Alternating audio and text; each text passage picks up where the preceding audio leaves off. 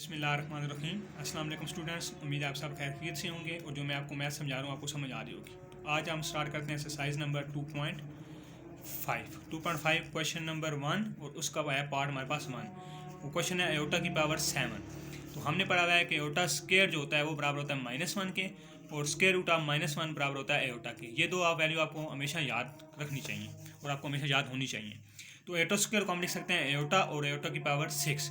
क्यों लिख सकते हैं? क्योंकि हमारे पास एयोटा स्क्वायर की वैल्यू है, एयोटा 7 पावर की वैल्यू नहीं है, इसलिए हम एयोटा लिख देंगे। और एयोटा 6 को हम लिख सकते हैं एयोटा की पावर 2 होल पावर 3, इस तरह हम लिख सकते हैं। तो हमने इसलिए इसे क्यों लिखा है? तो कि हमें एयोटा स्क्वायर पता था और किसी की वैल्यू हमें मालूम नहीं थी, इसलिए हमने एयोटा स्क्वायर कर दिया।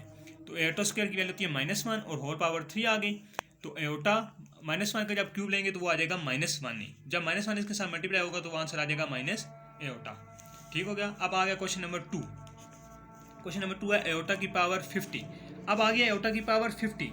तो हमें एयोटा की पावर स्क्वायर पता है, हमें एयोटा की पावर 50 पता ही नहीं है। तो हम अब इस तरह बनाएंगे कि एयोटा स्क्वायर होल पावर 25। ठीक है, मतलब कि ये आपस में मल्टीप्लाई होंगे तो वो 50 के बराबर ही आ जाता है। इस तरह आपने परेशान नहीं होना कि ये किस तरह हमने बना लिया है। अब एयोटा स्क्वायर की वैल्यू होती है -1 और ऊपर पावर होगी 25। अच्छा, आप ये याद रखें कि -1 की पावर जब आएगी 1 3 8 नंबर आएंगे, 8 नंबर होते हैं 1 3 5 7 इस तरह के, तो फिर वो माइनस में आंसर आएगा। लेकिन जब प्लस में आएगा, इवन नंबर में आएगा 2 4 6 8 10, तो फिर वो प्लस में आंसर आएगा। ये आपने दो चीज़ें आपने याद रखनी है।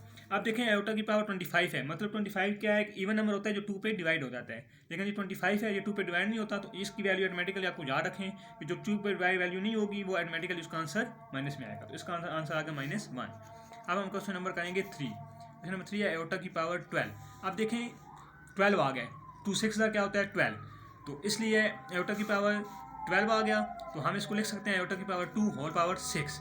तो एयोटा की पावर 2 के बाद ये -1 और ऊपर पावर 6 है, तो 6 2 पे डिवाइड हो जाता है, 2 3 जार 6, तो इसकी ऑटोमेटिकल आंसर आ जाएगा 1, ये आ जाएगा प्लस में। ठीक है, उसके बाद हम आ जाएंगे एयोटा। अच्छा, अब इसके बाद क्वेश्चन नंबर आ रहा है 4 आ रहा है माइनस एयोटा। क्वेश्चन में आ रहा है minus iota whole power 8। Minus iota whole power क्या आ रही है 8। तो इसको हम, अच्छा ये हमें ऑटोमेटिकली पता चल गया, तुम 8 ऊपर आ गए, तो 8 जैसे ही 8 आ गया तो 8 है 2 4 जार 8, मतलब कि इवन है, इवन नंबर आ गए, तो ये ऑटोमेटिकली प्लस में हो जाएगा। तो इसको हम इस तरह लिख सकते हैं एयोटा की पावर 8। अब एयोटा हमने तो स्क्वायर पता है, तो इसलिए हम एयोटा स्क्वायर की पावर 4। तो एयोटा की पावर है -1 और पावर ऊपर क्या है 4। जब ऊपर आ जाएगी 4 तो 4 भी इवन में है, तो हम इसको 1 लिख सकते हैं और इसका आंसर आ जाएगा 1।